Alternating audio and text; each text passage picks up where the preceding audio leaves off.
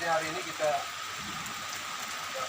pertemuan, saya hanya ingin memberikan landasan berpikir kita supaya urusan kita menyangkut penyelesaian hak-hak masyarakat adat atas tanah yang digunakan sebagai kawasan pemukiman transmigrasi di Kampung Ujung Jaya 1 dan Ujung Jaya 2 yang sudah 40 tahun lebih ya diselesaikan. Puji Tuhan, semua usaha yang kita lakukan tadi berjalan baik sehingga pemerintah pusat melalui Kementerian Transmigrasi sudah ada kesepakatan menyelesaikan hak-hak masyarakat tanah. Karena itu kali saya datang untuk memberikan penjelasan bahwa kita akan berangkat lagi untuk membawa pertama surat pelepasan hak atas tanah adat yang ditandatangani oleh Bapak Irham Stephen Ketuari dan Bapak Ferry mewakili dua rumpun besar yang memiliki hak atas wilayah ini. Pelepasan itu nanti harus disertakan untuk luas area. Bapak Ketuari akan menandatangani berapa ratus hektar luasnya, Bapak Ferry juga berapa ratus hektar, sehingga itu menjadi dasar nanti waktu pembagian uang berdasarkan luasan itu. Nah, jangan ada, ya pasti besar apa besar ya, bangsa. Nah, itu sebabnya nanti peta yang ada itu akan dibuka lagi. Pak Alex dengan Pak Hadir, Pak Bodi, Pak Defender, dan bersama Pak Turan. Ketika peta itu, supaya pembagian wilayah kecuali dengan dulu yang dulu sesuai batas tanah yang sudah ditetapkan. Ya. Nah, untuk batas tanah yang sudah ditetapkan ini, saya ingin memberikan penegasan bahwa harus dibicarakan batas tanah itu secara jujur, adil dan berdasarkan sejarah yang sudah kita tahu bersama. Orang lain juga tahu sejarah itu. Ketika kita bicara lain dan sejarah yang orang lain tahu, itu akan menimbulkan masalah. Landasannya satu di dalam Amsal 22, ya, ayat 22, Amsalnya ayat 28, saya bacakan ya. Jangan engkau memindahkan batas tanah yang lama yang ditetapkan oleh nenek moyang. Sekali lagi, jangan engkau memindahkan batas tanah yang lama yang ditetapkan oleh nenek moyang. Jadi sudah ada batas yang nenek moyang kita tetapkan itu yang nanti Bapak Ibu ikuti itu jalur itu supaya tidak ada pembantahan, tidak ada cerita dan sejarah palsu. Oh ya betul, itu sudah dari dulu memang begitu. Ini yang nanti Bapak Stephen, Bapak dari orang masing-masing dan kemarin yang lagi sehingga dari pembagian itu Anda bisa mulai berapa ratus ada di keluarga besar Ketuari dan keluarga, berapa ratus hektar ada di Palu dan marga-marga yang ada di dalam.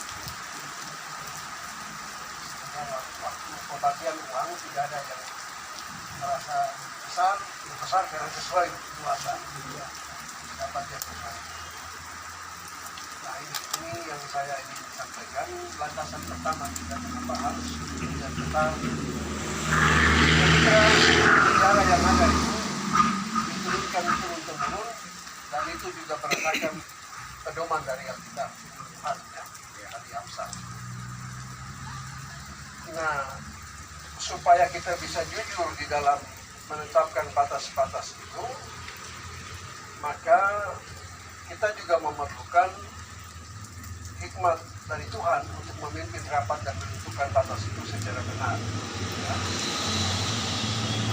Karena seringkali orang memiliki jabatan dan dia cenderung menyatakan sesuatu menurut pikirannya sendiri.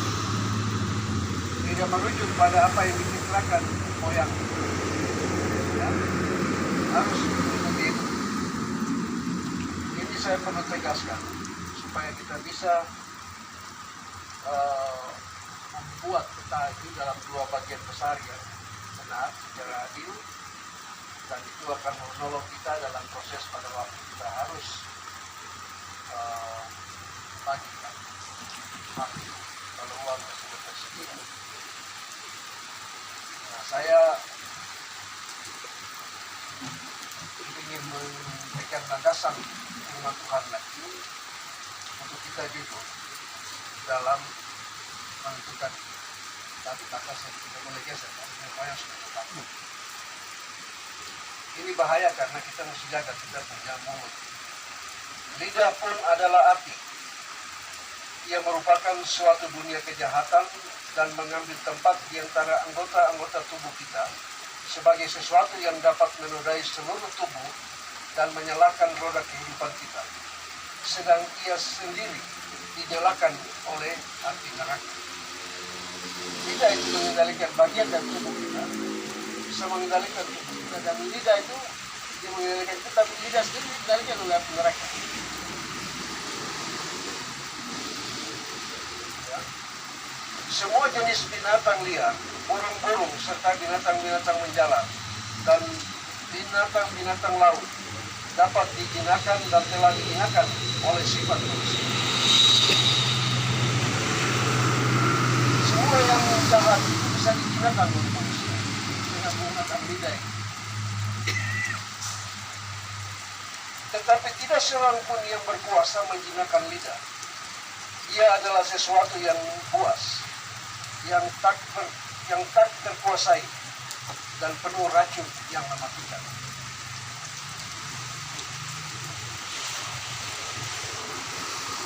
Jadi dia tidak bisa dikuasai. Ketika dia keluar, bisa yang baik, bisa yang jahat. Dengan lidah kita memuji Tuhan, Bapa kita, dan dengan lidah kita mengutuk manusia yang diciptakan menurut rupa Allah. Dari mulut yang satu keluar berkat dan kutuk. Dari mulut yang satu. Dengan lidah yang mengendalikan kata-kata berkat keluar berkat dan kutuk. Hal ini saudara-saudaraku tidak boleh demikian terjadi. Tidak boleh kita lakukan itu. Kita menjaga lidah kita tetap dikendalikan roh Tuhan supaya berbicara yang jujur benar. Ketika memimpin rapat penetapan batas di dunia, kita bicara yang jujur benar. Ini firman Tuhan dari Yakobus pasal 3 ayat 6 sampai 10. Satu landasan kita lagi saya ingin sampaikan di dalam pengkhotbah. Ya. Ini penting supaya menjadi semacam landasan moral, landasan spiritual kita sebagai tokoh adat, sebagai pemuda, sebagai warga masyarakat. Merundingkan sesuatu, membahas sesuatu dengan landasan firman Tuhan. Supaya semua yang dibicarakan diberkati Tuhan. Ya. Pengkhotbah pasal 3, saya bacakan. Ayat 6 sampai dengan ayat yang ke-10. Ada waktu untuk mencari. Pengkhotbah pasal 3. Yakobus salah. Bukan dulu, bukan pengkhotbah. Untuk mencari. Jadi satu landasan firman kita lagi. Orang yang dikaruniai Allah kekayaan, harta benda dan kemuliaan, sehingga ia tak kekurangan suatu apapun yang diingininya. Tetapi orang itu tidak dikaruniai kuasa oleh Allah untuk menikmati, melainkan orang lain yang menikmati. Inilah kesia-siaan dan penderitaan yang baik. Kita boleh klaim 986 hektar sebagai bagian dari harta kekayaan. Tapi kalau kita salah mengurus, kita tidak dapat karunia untuk menikmati kekayaan itu. Nah, ini menjadi penting sehingga ketika kita mengurus semua itu, kita minta Tuhan supaya kepada kita semua dikaruniakan hak untuk memiliki kekayaan dan kemuliaan dan harta. Dan juga pada saat yang bersamaan kita minta Tuhan mengaruniakan kepada kita karunia untuk menikmati hak kekayaan dan harta yang Tuhan berikan. Karena itu setiap orang yang ada di dalam wilayah kita, dalam bagian kita, dalam keren kita, mereka adalah orang-orang yang nanti merupakan bagian yang kemudian menikmati kekayaan dan harta kita. Tadi sudah saya bilang, ya mama janda mungkin tidak pernah punya uang 5 juta selama dia hidup. Tiba-tiba Bapak Udo Stephen kasih uang 5 juta. Ucapan syukur dia itu doa tulusnya Tuhan dengar. Terima kasih Tuhan, selama ini tidak pernah saya pegang uang 5 juta. Baru hari ini sebelum saya mati saya pegang uang 5 juta. Dikasih oleh Bapak Iram Stephen. Kecuali. Karena itu yang saya bilang tadi, atur supaya semua mendapat. Kita semua menguasai. Tapi jangan bikin tapiannya, semua itu tidak kita nikmati. Tidak ada karunia untuk menikmati semua yang kita kuasa. Menikmatinya itu bukan berarti kita di mobil, di barang-barang besar. Tapi hati kita bersukacita dan sejahtera, kita damai. Kenapa? Kita sedikit atau banyak kita pakai dengan benar dan real. Ini yang saya datang tadi hanya untuk menjelaskan landasan kerja kita dalam menyelesaikan mengurus hak-hak masyarakat hukum adat kita terkait tanah transmigrasi dengan usaha satu dengan pihak. Kalau kita kerja dengan landasan firman sebagai semangat moral, maka ketika kekayaan itu datang, kita akan mengaturnya dengan adil dan baik. Semua akan menikmatinya dan lebih baik dapat ada sukacita yang tidak terucapkan kepada Tuhan. Anda tidak tahu ketika dia pulang dengan uang 5 juta, dia masuk kamar dan berdoa, terima kasih Tuhan saya dapat uang dari Bapak Udo. Itulah kebahagiaan kita diberikan karunia untuk menikmati kekayaan kita semua. Ini yang saya ingin sampaikan. Hal-hal teknis kita dokumen sudah kita ini semua jalan. Hanya saya mengingatkan kita tetap di dalam semangat dan moral iman kita yang kuat. Supaya uang hampir 300 miliar yang datang tidak menjadi malapetaka dan bencana, tapi menjadi berkah.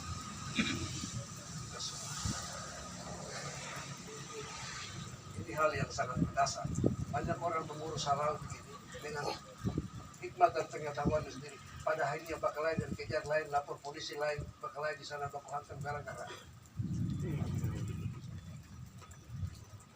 Dan saya bersyukur selama kita urus ini, Bapak Dora juga dalam keadaan yang tenang, tidak ada ini, ada riak-riak kecil itu biasa. Ya, kita panggil, kita bicara baik-baik.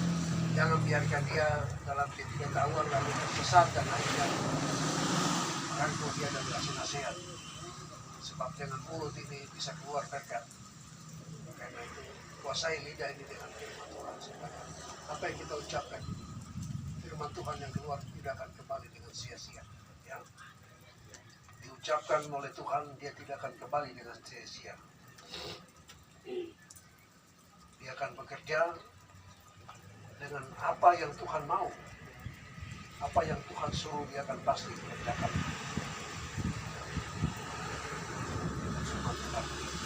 Jadi kita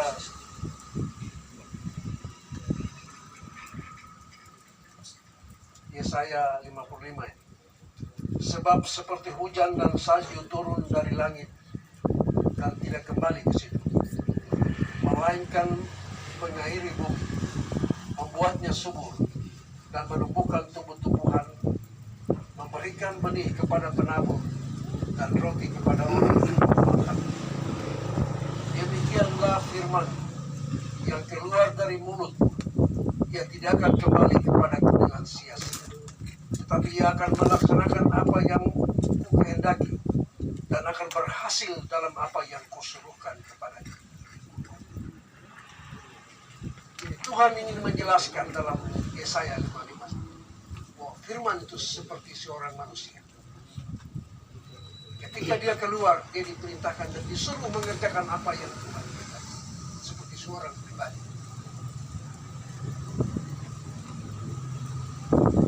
Jadi sekali lagi apa yang saya sampaikan itu landasan pikir kita, landasan kerja kita, landasan kita landasan kita paham segala yang bagian yang penting untuk kita semua di sore hari ini. Terima kasih banyak dan shalom. Oh.